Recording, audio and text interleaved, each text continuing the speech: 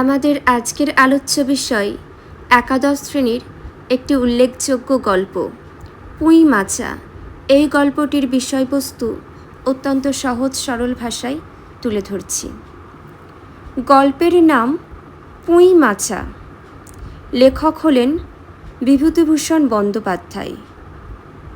আলোচ্য গল্পটির মধ্য দিয়ে লেখক গ্রাম্য জীবনের এক মেয়ের করুণ কাহিনী তুলে ধরেছেন। আমরা বিস্তারিতভাবে জেনে নেব।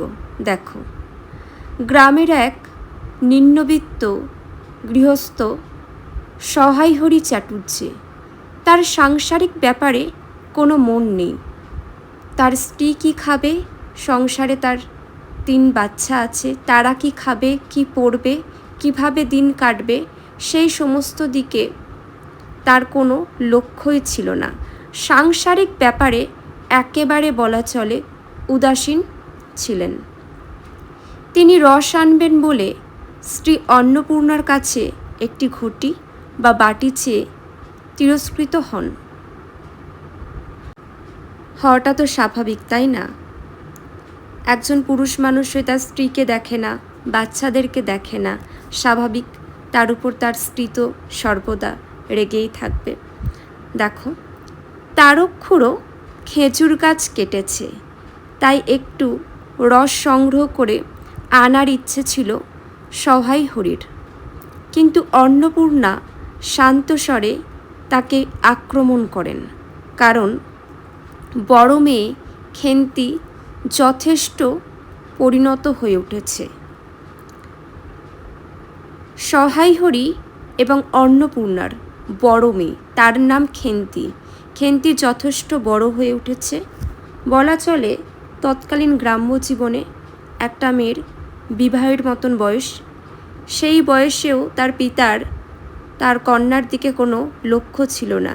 কিভাবে মেয়েটির বিয়ে দেওয়া হবে, পাত্র দেখা বা এই সমস্ত দিকে তার উদাসীন ছিল। সেই জন্য তার স্ত্রী বারবার তাকে মনে করিয়ে দেয়।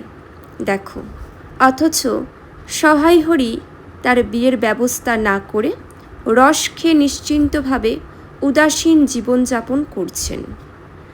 গ্রামে গুজব উঠেছে। আমরা দেখি অনেক জায়গায় গ্রাম্য মানুষরা অনেক কুসংস্কারে বিশ্বাসী, অনেক মেয়েদের নিয়ে তারা অনেক গুজব রটায়, তাই না? তেমনই গ্রামে গুজব উঠেছে, এরপর সহায় হরিকে এক ঘরে করা হবে এমনই। এই ব্যাপারে অন্নপূর্ণার সহায় হরিকে সচেতন করার প্রয়োজন ছিল। অন্নপূর্ণা অর্থাৎ তোমরা বুঝতেই পেরেছ, সহায় হরির স্ত্রী, তাকে সচেতন করার প্রয়োজন ছিল, তাই স্ত্রী তাকে সচেতনও করে দিয়েছে।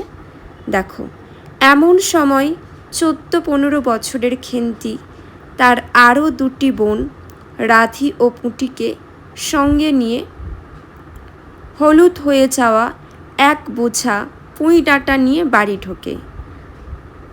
সহায় হরি আর অন্নপূর্ণার 3 কন্যা। বড় মেয়ের নাম খেন্তি আর 2 মেয়ের নাম রাধি, পুঁটি। তোমরা বুঝতেই পারছ। হলুদ হয়ে যাওয়া পুঁই ডাঁটা নিয়ে বাড়িতে ঢোকে। ছোট একটি বোনের হাতে আছে পুঁই পাতায় জড়ানো কিছু কুচো চিংড়ি। বাড়িতে ঢুকেই খেন্তি বোনের হাত থেকে মাছটা নিয়ে পরম উৎসাহে বলে যে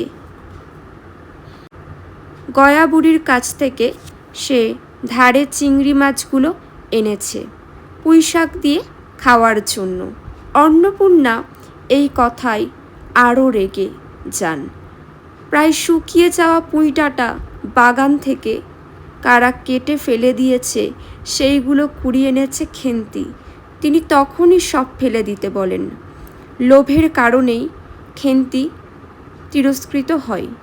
ছোট মেয়ে রাধি মায়ের আদেশ পালন করে পুঁই শাকের বোঝা টেনে নিয়ে গিয়ে খিড়কির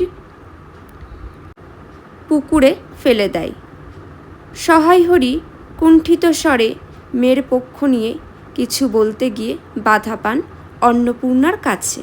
খেন্তি পুঁই শাকের চচ্চড়ি খেতে খুব ভালোবাসে, কিন্তু অন্নপূর্ণা রেগে যান অন্য কারণে। বিয়ের বয়স হয়েছে যে মেয়ের, তার এই লোভ বা পরের বাগানে ঘুরে বেড়ানো মোটেই ভালো কাজ নয়।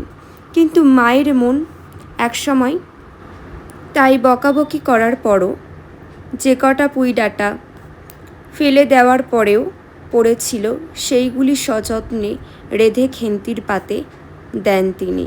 খেন্তি অবাক হয়, শেষে তৃপ্তি সহকারে খায়। এই দৃশ্য দেখে দু চোখ জলে ভরে যায় অন্নপূর্ণার। গ্রামের মাথা ছিলেন কালীময়। তিনি শ্রীমন্ত মজুমদারের ছেলেকে খেন্তির পাত্র হিসাবে ঠিক করে দেন। আশীর্বাদ হয়, কিন্তু ছেলেটির স্বভাব চরিত্র সম্পর্কে অনেক দুর্নাম আছে জেনে সহায় হরি খেন্তির সঙ্গে তার বিয়ে দিতে রাজি হন না। এর ফলে চণ্ডীমণ্ডপে ডেকে সহায় হরিকে কালীময় সমাজচ্যুতির ভয় দেখান। সহায় হরি কিন্তু পূর্বের মতোই উদাসীন। অন্নপূর্ণা ঘাটে যাওয়ার পর একদিন তিনি খেন্তিকে সঙ্গে নিয়ে বরজপোতার বন থেকে এক প্রকাণ্ড মেটে আলু শাবল দিয়ে তুলে নিয়ে আসেন। অন্নপূর্ণা এই চুরির কাহিনী ধরতে পারেন। বিবাহযোগ্য মেয়েকে নিয়ে বনে সহায় হরির চুরি করতে যাওয়ার ঘটনায় তিনি প্রচণ্ড রেগে যান, স্বামীকে তীব্র ভর্ৎসনা করেন। ইতিমধ্যে খেন্তি ভাঙা পাঁচিলের ধারে এক ফাঁকা জমিতে একটি পুঁই গাছের চারা লাগিয়ে উৎসাহ নিয়ে মাকে সেটি দেখায়। জামা কাপড়, শখ শৌখিনতা তার কিছুই নেই, কেবল তুচ্ছ এই খাদ্য সামগ্রী তাকে লোভী করে তোলে। পৌষ সংক্রান্তিতে অন্নপূর্ণা চাল গুঁড়া, ময়দা, নারকেল ও গুড় দিয়ে পিঠে ভাজছিলেন। গরম পিঠে ভেজে তিনি 3 মেয়েকে খেতে দিলেন। খেন্তি পরম তৃপ্তিতে খেল, আর সকলের চেয়ে একটু বেশি খেয়ে ফেলল। সেই বছরেই বৈশাখ মাসে এক দূর সম্পর্কের আত্মীয়ের ঘটকালিতে খেন্তির বিয়ে হয়ে গেল। পাত্রের বয়স প্রায় 40 হবে। শহরে বাড়ি, চুনিটের ব্যবসা করে যথেষ্ট আয় করেছে। অন্নপূর্ণা দুশ্চিন্তায় ছিলেন, তার এই ভোজনপটু মেয়েটিকে কি তারা বুঝতে পারবে? খেন্তি আষাঢ় মাসে তাকে বাড়ি নিয়ে যাওয়ার জন্য সহায় হরিকে অনুরোধ করছিল, কিন্তু পণের 250 টাকা বাকি থাকার জন্য বাবা তাকে ঘরে আনতে পারেননি। ফাল্গুন মাসে খেন্তির বসন্ত হলো।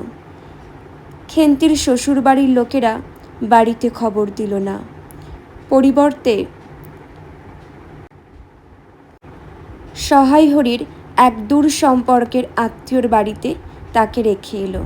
সেখানেই খেন্তি মারা যায়। পরের পৌষ পার্বণে অন্নপূর্ণা আবার পিঠে বানানোর জন্য বসেছেন। পুটি ও রাধি পূর্বের মতোই উদ্গ্রীব হয়ে বসে আছে। তাদের মনে পড়েছে সেই দিদির কথা, কতই না পিঠে খেতে ভালোবাসত। আজ তাদের দিদি আর বেঁচে নেই। খেন্তির কথা মনে করে অন্নপূর্ণারও চোখ জলে ভিজে গেল। জ্যোৎস্না উঠল, দেখা গেল খেন্তির লাগানো সেই পুঁই গাছটি মাচার উপর নধর সুপুষ্ট জীবনের লাবণ্যে ভরপুর হয়ে উঠেছে। আলোচ্য গল্পের শেষ পরিণতি খুবই বেদনাদায়ক, কারণ আলোচ্য গল্পের প্রধান চরিত্র খেন্তি নামক যে মেয়েটির কথা আমরা জানতে পারি, অত্যন্ত করুণভাবে তার মৃত্যু ঘটে। তা কিন্তু আমাদের হৃদয়ে দাগ কেটে যায়, পাঠক মনে বেদনার সৃষ্টি করে। আজ এখানেই শেষ করলাম। সকলে ভালো থেকো।